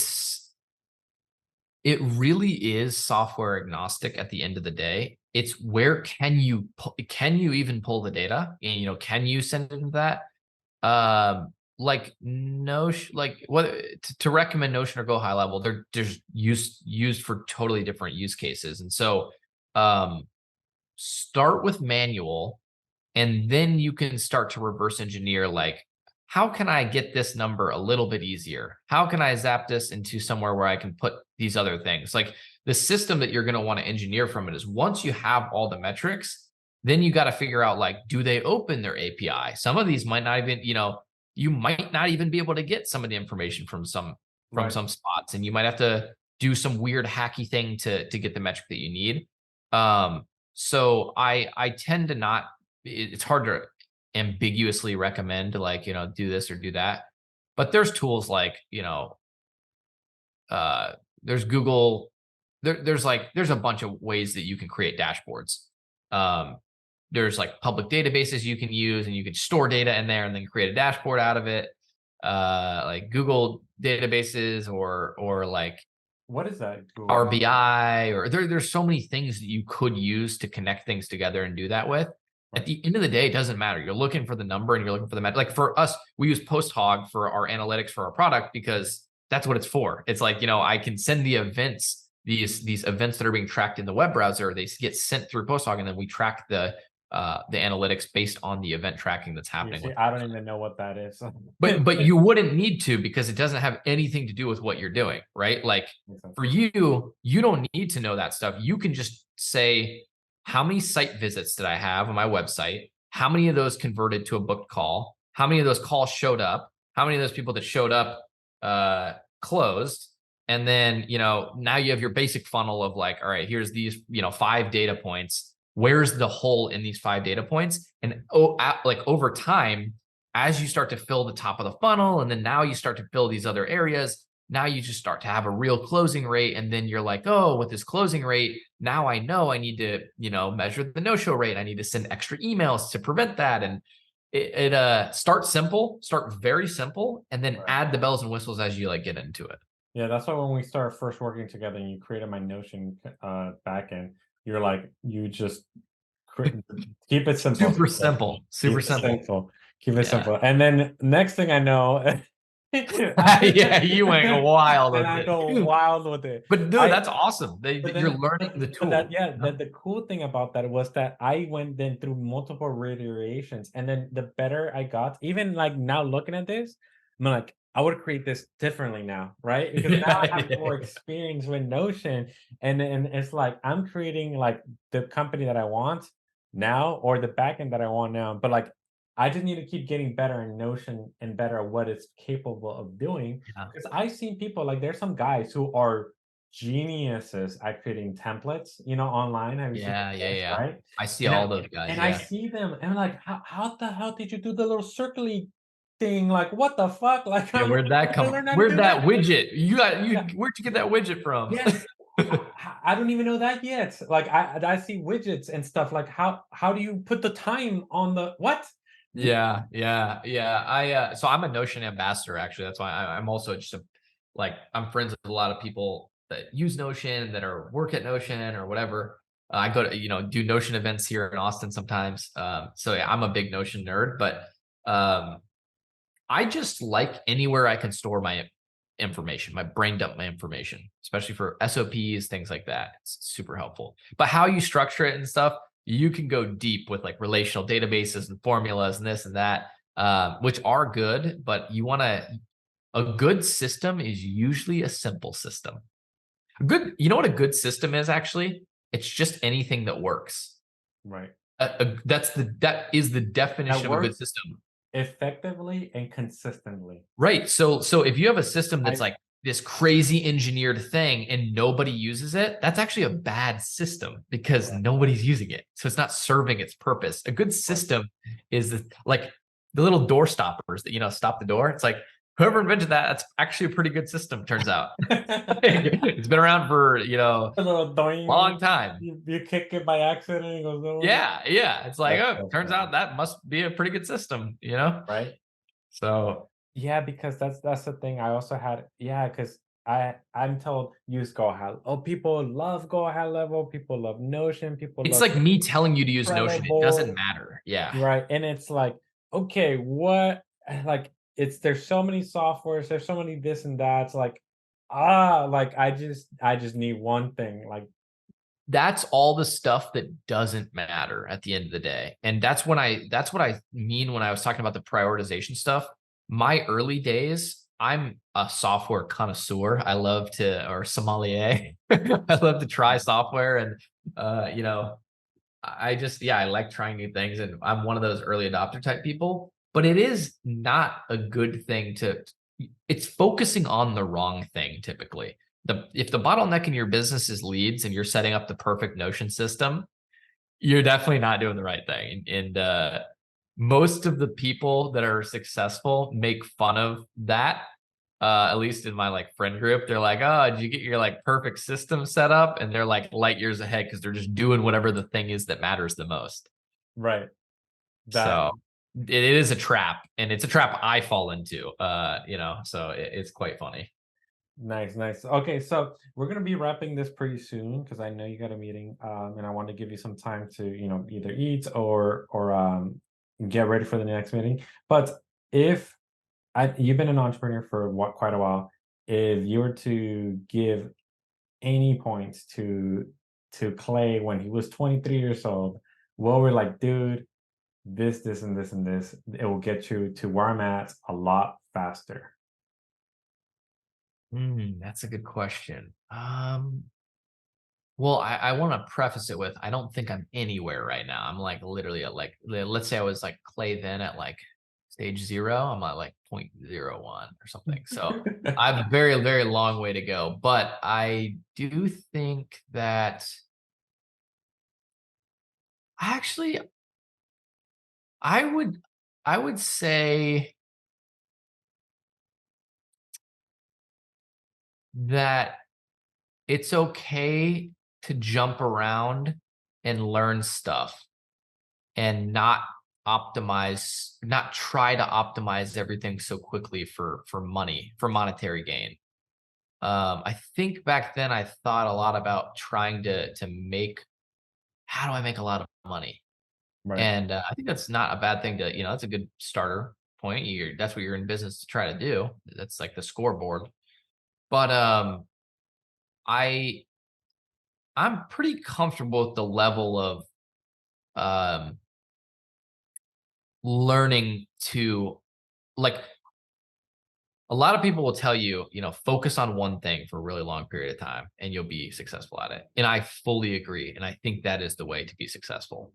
And so what I used to think my advice would be to my younger self would be like, man, Clay, focus on one thing and you'll make it. Mhm. The problem with that advice is I'm not really that type of person. I'm kind of I'm not great at any one thing, but I'm pretty damn good at a lot of things, like, broadly speaking. Right. And I know that about myself. I was never the athlete that had, the highest vertical or the fastest 40 or the this or the that. I was always just like, yeah, he's, pretty good at all the stuff. And then my edge was, the willpower or, consistency over a long period of time. And for me, I used to judge myself a lot on that. I used to think, Clay, like, look at all these other people that are super successful. They focus on one thing. And I would beat myself up for that. But then I realized, like, I don't get that much enjoyment out of that. And I like to learn stuff and I'm still really young. And so for me, I think it's just don't beat yourself up so much about being the guy that's jumping around and tasting a bunch of different stuff. I think if you're going to taste a bunch of stuff, it's better to do it earlier and to figure out what you're good at. Cause I still don't know what what is the area that I'm the best at. And so I think it's just being self-aware enough to be like, okay with that. And then also, the biggest piece of advice, and I attribute this to my dad. Him and I had a deep conversation recently, and he said that his job as a dad was to make sure that whether we liked him or not, we would get to 18, 21, whatever that point in our life was where we're becoming a man, and we get to that point with the whole pie ahead of us. And what he meant was you didn't make a major, major mistake that you couldn't come back from. Right. Some you're in jail, something really bad happened. Like, you didn't make a fatal mistake that's going to alter the entire fate of your future. And he said, as long as I could prevent that, he's like, I felt like I did my job. And I thought that was super interesting. It was a really interesting conversation we had about that. But I'm so grateful that he did that, because I have found times in my life where there are times for everyone where they're on the edge of you could have gotten in trouble for this, or you're playing in a gray area, or there's when you're growing up, there's always stuff that you could do wrong, or decisions that you could make. And I would say to my younger self, just don't make any of the big mistakes. Always treat people right, do the morally correct thing, don't get into any scam, something that could affect your future. It's better to have no money and be totally free, and to have a good potential future, and to have nothing on your conscience, like you've only done good things for people, than it is to try to take some shortcut and get a quick win. So I'd say between letting myself explore stuff and having the whole pie in front of me, it makes you really optimistic for the future. And you can always make something out of yourself, as long as you don't people make big mistakes and they can come back from them. But I'm talking really try to prevent those anything fatal that can seriously screw up your future. Correct. You got drunk one day with your boys, you're Yeah. underage, you drove your car, Yes. you ended up killing your best friend or something. Yep. No, that would be. Yeah.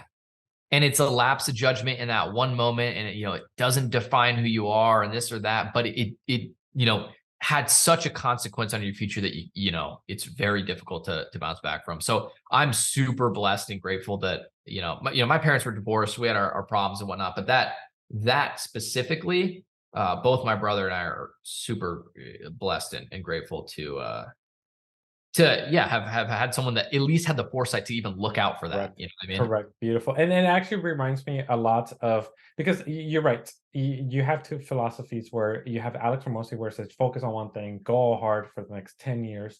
And that's true. And that's They're very, both true. very true. That is very true. And then also you have the philosophy that what you're saying is reminding me of Gary Vee. Gary Vee, you can fuck up for the next 15 years of your life and you're still young. Him at 37 was still working at his dad's wine shop, liquor store.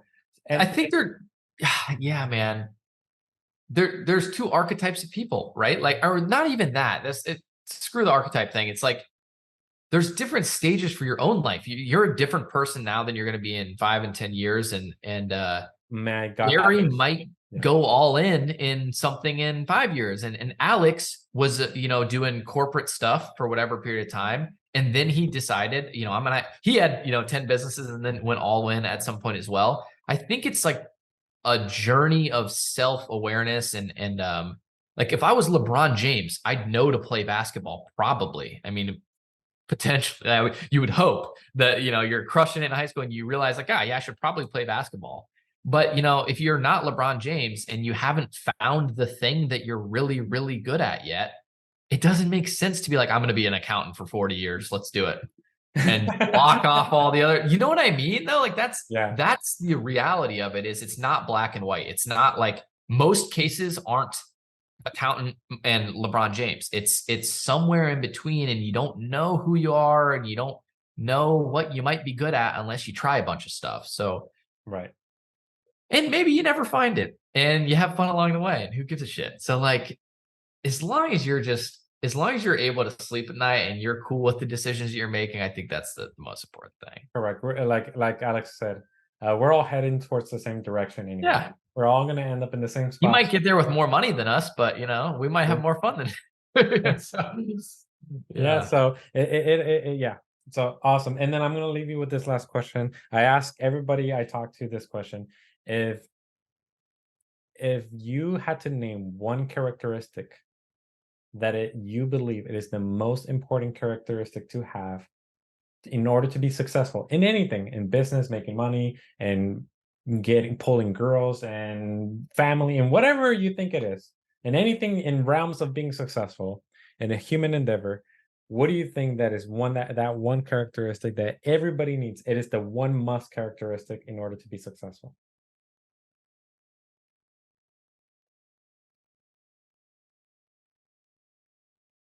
So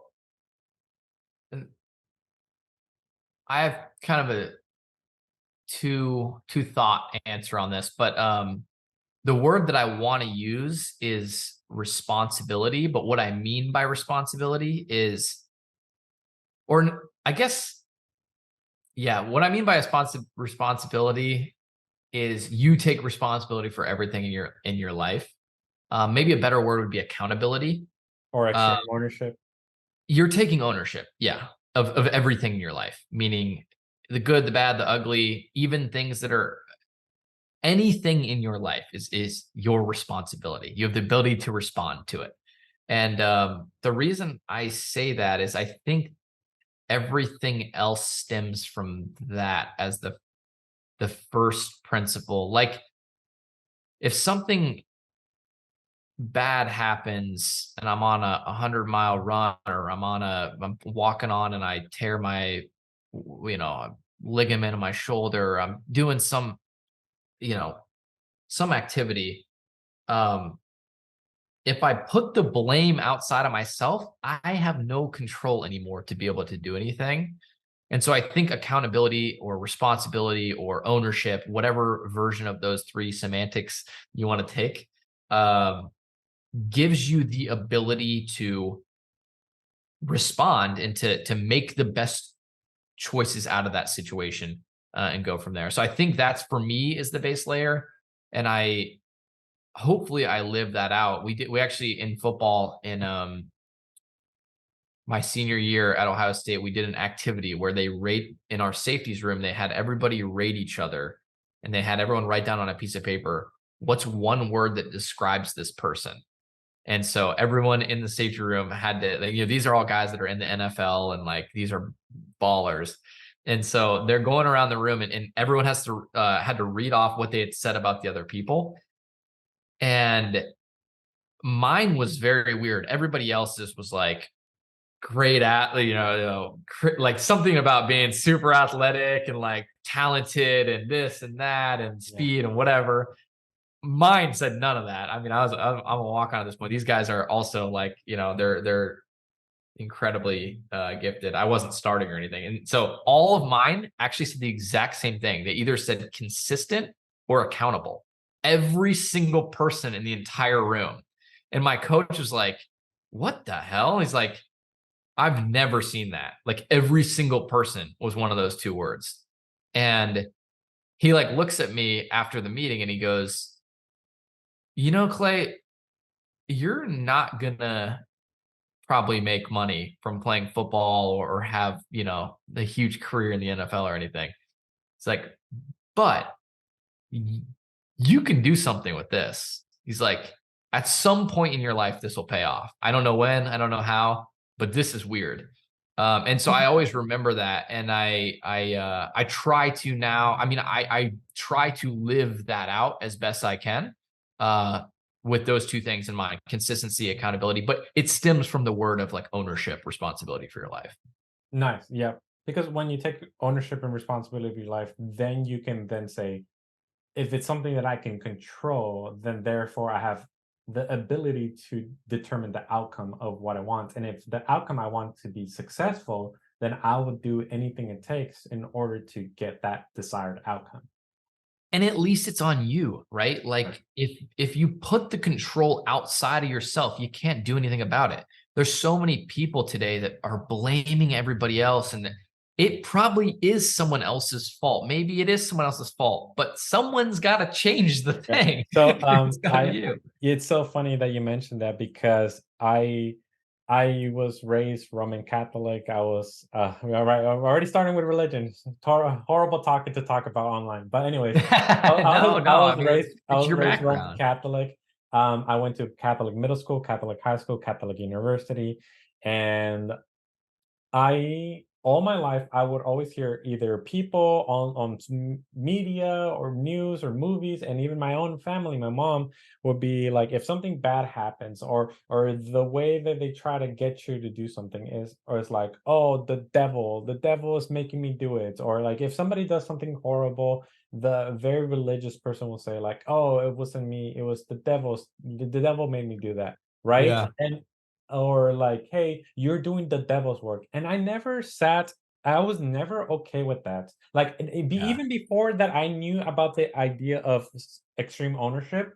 I never liked that. I felt like that was such a weird thing to say. Like, and I didn't, it felt like it was super off putting. And I was like, grossed out by people that said stuff like that. I just didn't like it. It And grinded my it didn't gears sit right. internally. It didn't sit right with me. And then and then years of studying religion, I was like, well, if you really think about it, like I never after years of learning the ideology, the theology, the everything about the religion, it's like if you think about it, if you're saying all these principles about God, all loving, and he created the angels, I mean, like the devil was a fallen angel, a fallen son of God. And if he's all loving, I highly doubt he would hate him for eternity, or he would create something that is 100% pure evil, right? And so again, so sitting with this entire ideology of okay, the devil is probably just an angel who's fallen, like the in the Bible, the prodigal son. The prodigal son does a bunch of wastes his entire life of money, and then comes back, and the dad opens him with open arms. Why wouldn't God do the same thing for his own son, right? So I eventually, after learning the ideology, right, the lessons of extreme ownership, I realized then that that's the reason why I never liked that part of my Mhm. religion, because when religious people say, "Oh, I'm sorry, I didn't mean to do that. The devil made me do it." No, you are blaming some other entity that we Yeah. cannot even like prove that it fucking exists of Yeah. why you're a shitty person. No, you did that because you're a piece of shit. I'm sorry to say that, but you did that shitty thing because you did a shitty thing, and that was on you, right? And it gives this, and that's why it bugged me so much, because now they're moving responsibility away from themselves, instead of them looking into themselves and realizing, okay, this is not what God wants me to do. I should take full accountability and responsibility of my actions, and I should become a better person. No, I'm just going to blame this evil entity of why I'm such a shitty person, and I'm never going to take accountability for my stuff, and this is why I'm never going to get better, right? I, And that's why I yeah. never liked that. I totally agree. I used to be frustrated when I encountered that in my life, or I would do that. I would blame, I'm not starting because this guy's dad is whatever. Man, I'm not strong because, or I have bad genetics and that's why I'm not strong. And I Right. used to do that. And then, you know, my whole life changed when I started taking the accountability for my life. And so when I see other people doing that, I don't even judge them for it because You were there at one point.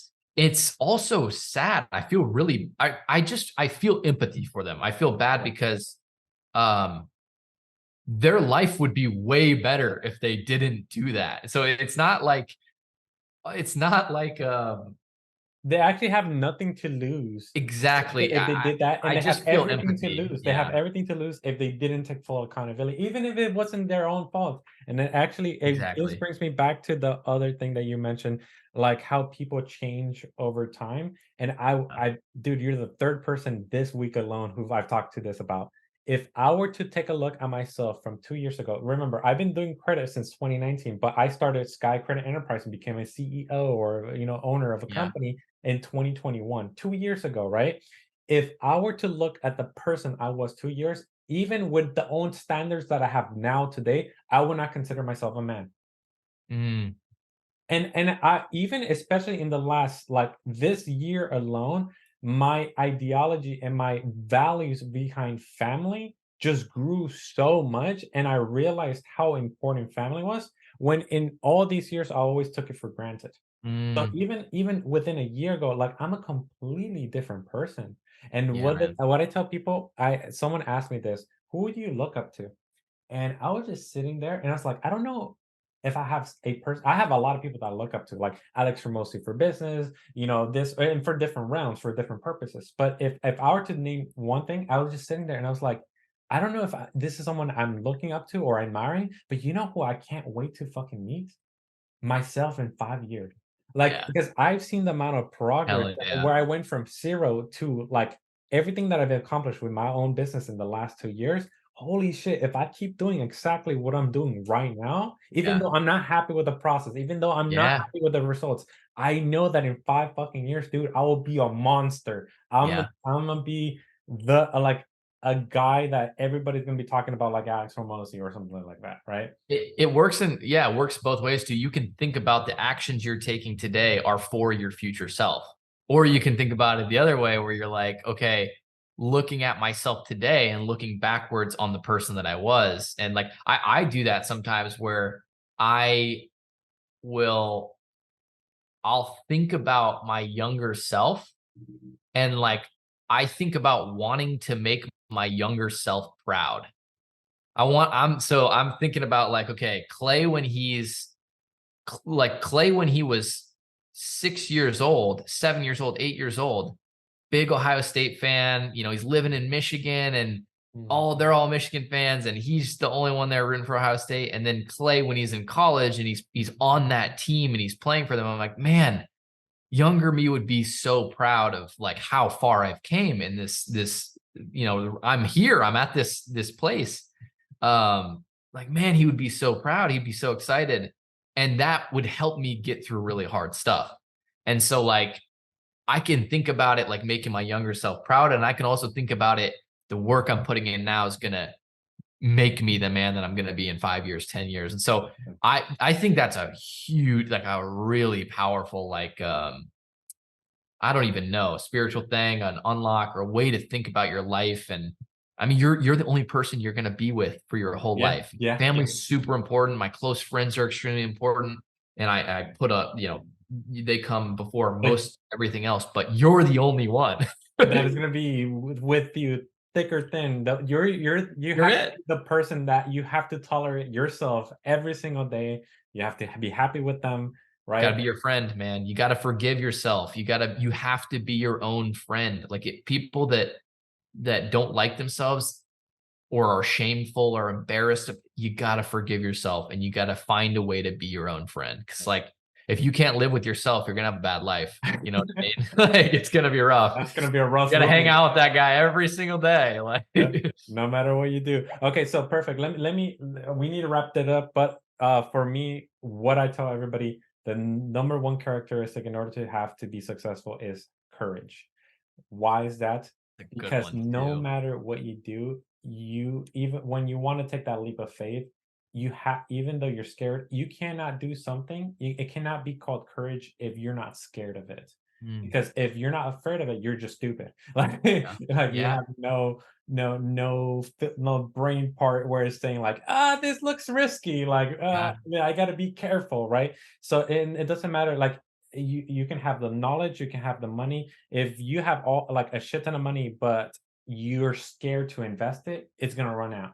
If you are handsome, if you know all the pickup lines, you practice at home every single pickup line you can possibly think of, how to walk, how to smell good, how to dress good, but you're too much of a bitch to go talk to the Yeah. girl, you're not gonna close the deal. So Yeah. it's like no matter what you want to do, it takes courage. It takes courage to realize, okay, I'm not the smartest person. I need to go get the information. And then once you get the information, you need to have the courage to be able to apply it.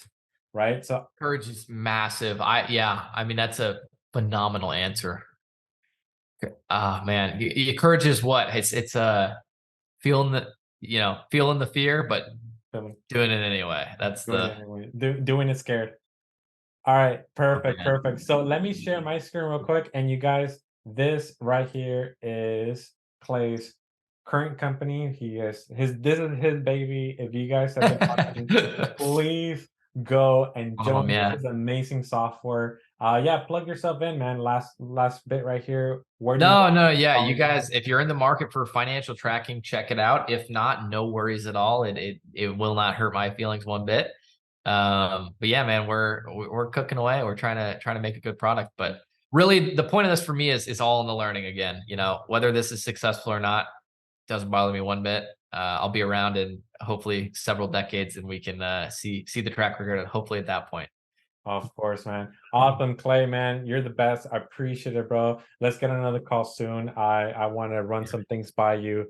But yeah, thank you for doing this, and good luck in your next meeting, man. Dude, crushed it. Yeah, you're a phenomenal host, and cannot wait to watch this thing grow. Definitely appreciate it, man. All right, see you, bro. Bye All bye. right, brother. We'll talk soon. Peace, Eddie.